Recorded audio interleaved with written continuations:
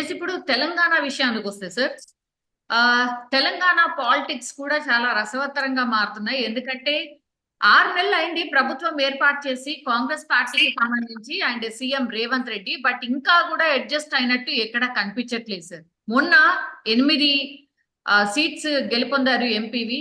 Again even BJP కూడా 8 seats కైవసం చేసుకుంది సార్. సార్ తెలంగాణ పాలిటిక్స్ చూసినప్పుడు ఏమనిపిస్తోంది అంటే tug of war BJP versus Congress గా మారిపోయింది. బీఆర్ఎస్ పూర్తిగా గ్రౌండ్ వదిలేసి వెళ్ళిపోయినట్టుగా కనిపిస్తోంది సార్. ఈ రోజు కొత్తగా పోచారం శ్రీనివాస్ రెడ్డిని జాయిన్ చేసుకున్నారు కాంగ్రెస్ పార్టీలో. స్వయంగా సీఎం రేవంత్ రెడ్డి వెళ్ళి పోచారం శ్రీనివాస్ రెడ్డి గారిని జాయిన్ చేసుకున్నారు సార్. ఇంకోటి ఏంటంటే బీఆర్ఎస్ ఎల్పీని కూడా త్వరలో విలీనం చేసుకోబోతున్నారు. ఆ దిశగా ప్రయత్నం జరగబోతోంది అని కూడా టాక్ నడుస్తోంది సార్. మీ అభిప్రాయం సార్? ఇక్కడ సెంటరు తెలంగాణ స్టేటు రెండు, మోడీ రేవంత్ రెడ్డి. మోడీ 5 సంవత్సరాలు కాపురం చేస్తాడా, రేవంత్ రెడ్డి 5 సంవత్సరాలు కాపురం చేస్తాడా? ముఖ్యంగా వాళ్ళతో పోటీగా ఉంది.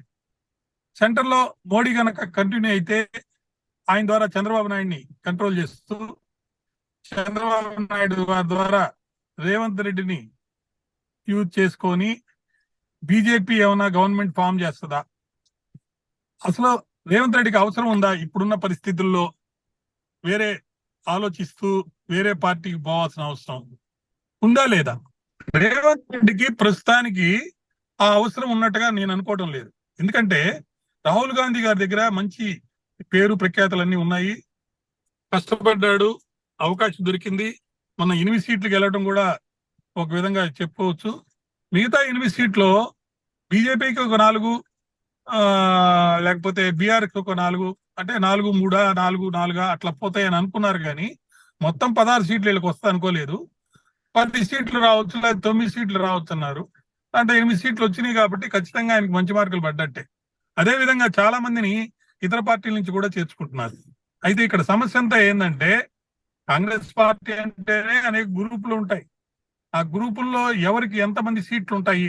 వీళ్ళందరూ కూడా మరి రేవంత్ రెడ్డిని సమర్థవంత ముఖ్యమంత్రిగా మొన్నటిదాకా ప్రొజెక్ట్ చేసి చూపించారు.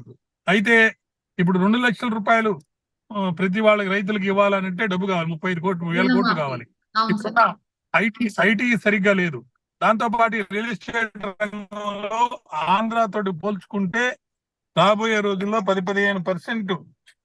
అయితే రాజకీయంగా హత్యలే కానీ ఆత్మహత్యలే కానీ హత్యలు ఉండవని అంటారు. ఎవరు ఏ విధంగా వాళ్ళ యొక్క పరిస్థితులు, మిగతా అన్ని క్లెయిమ్స్ చూసుకొని ఎలా మారుతారనేది వేచి చూడాల్సిందే. అయితే ఇప్పుడున్న పరిస్థితుల్లో సెంట్రల్ లో వీక్ గవర్నమెంట్ ఉంది కాబట్టి 4 రాష్ట్రాల్లో ఎన్నికల దాకా అంత మార్పులు చేర్పులు అనేవి ఏమి ఉండవు. అక్కడ మోడీ కంటిన్యూ అవుతాడు, ఇక్కడ రేవంత్ రెడ్డి కంటిన్యూ అవుతాడు. రాబోయే రోజుల్లో ఏం జరగద్దు అనేది వేచి చూడాలి.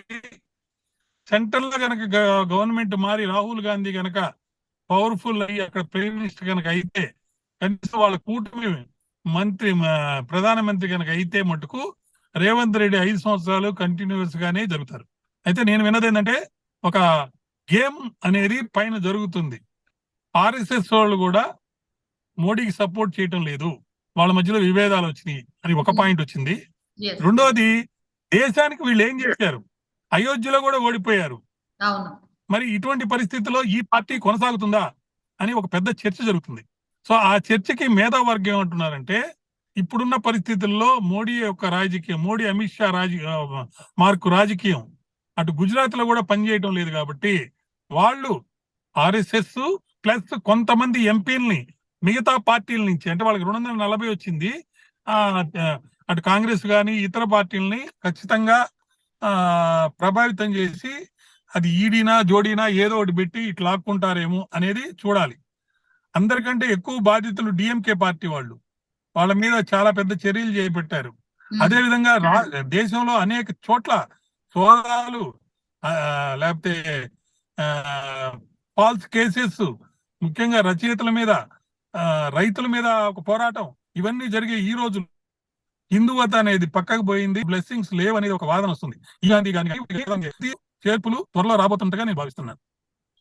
అదేవిధంగా ఆర్థిక ప్రగతికి సంబంధించి ఆంధ్ర రాష్ట్రంలో రియల్ ఎస్టేట్ రంగం దూకుడుగా 15-20% మరి రేట్లు పెరిగి అక్కడ కొనే పరిస్థితి లేనటువంటి సందర్భాలు రాబోతున్నాయి. ఇక్కడ కూడా ఒక 20% త్వరలో రేట్లు తగ్గిపోబోతున్నాయి. అదేవిధంగా ఆగస్టులో కానీ రేట్లు అంటే భూమి విలువలు ఇక్కడ తెలంగాణ ప్రభుత్వం పెంచబోతుంది.